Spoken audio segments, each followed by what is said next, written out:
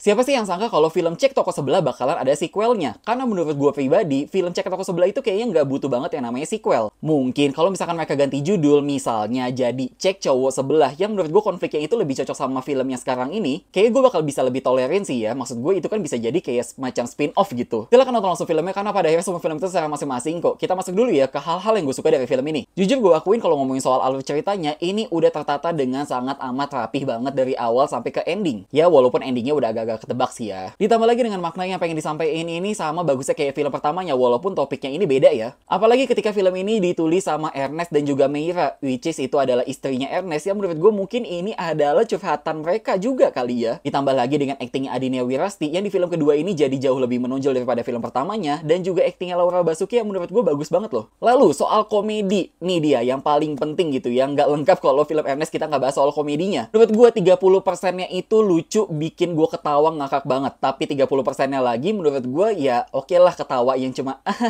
gitu. Nah sisanya menurut gue nggak lucu sama sekali. Tapi inget ya, selera komedi tiap orang itu bakal beda-beda loh. Ya gue tahu memang film ini pasti wajib banget masih pakai karakter-karakter lama, yaitu dari film yang sebelumnya kan. Sedangkan di tahun 2022 ini udah banyak banget nih komika-komika baru yang menurut gue bisa berpotensi untuk jauh lebih lucu gitu loh filmnya. Lalu kalau ngomongin soal sinematografi, production design, kostum, make up, dan juga sound dan music, menurut gue semuanya oke-oke aja, aman-aman aja, nggak ada masalah. Tapi ya udah gitu aja. Kita masuk ke hal-hal yang gue kurang suka dari film ini. Yang udah gue sampein di awal video, menurut gue film ini tuh jadi punya kasus yang mirip-mirip kayak film Ghost Rider 2 atau Keluarga Cemara 2, yang udah gue bilang tadi bahwa film ini nggak butuh yang namanya sequel. Ya mungkin pada dasarnya memang semuanya adalah soal duit, karena kita semua juga udah tahu kalau Cek Toko Sebelah ini franchise-nya itu kan udah berkembang banget gitu ya, sampai dibuat series ya dan segala macamnya. Karena gue tanya sama kalian, unsur Cek Toko Sebelah di film Cek Toko Sebelah 2 ini tuh apa? Kagak ada gitu loh. Yang memang kalau misalnya kita perhatiin dari poster film Cek Toko Sebelah 2 ini aja, di mana itu setiap karakter ada berkumpul di satu ruangan keluarga yang akhirnya oke, memang ini konflik rumah tangga gitu loh.